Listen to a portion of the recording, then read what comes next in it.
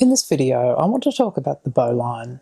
The bowline is one of my favourite knots for its versatility and its ease of untying after being loaded.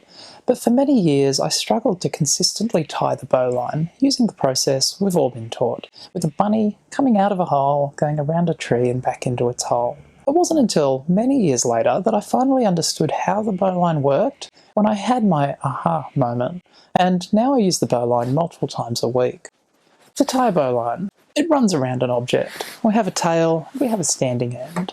I'm going to create a loop in the standing end of my rope. It doesn't matter which way around the loop goes, it just needs to be a loop, and it needs to be in the standing end of the rope. Now, the trick to the bowline is that we need to use the tail of the rope to grasp the standing end of the rope and try to pull it through the loop that we've formed. Now you can approach this in one of two directions, only one of them will work, and that's the correct one.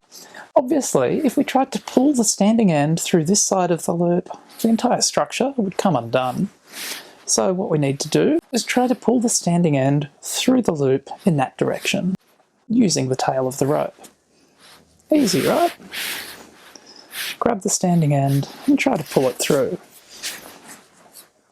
And there's our bowline. That's all there is to a bowline.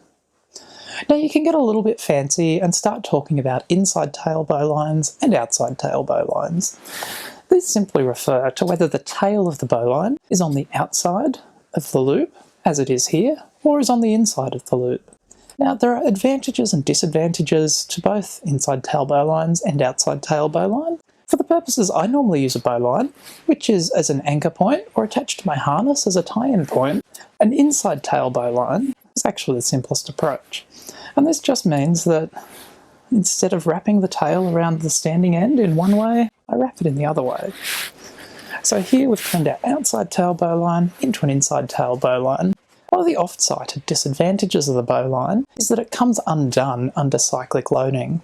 That means that if I sit here doing this all day, over time the tail will become shorter and eventually the knot will untie.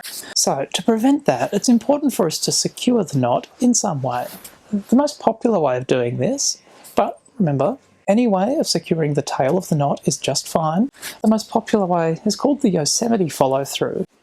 And to do that, having tied an inside tail bowline, the tail's going to wrap around the strand of the loop that it is closest to and come back out the top of the knot.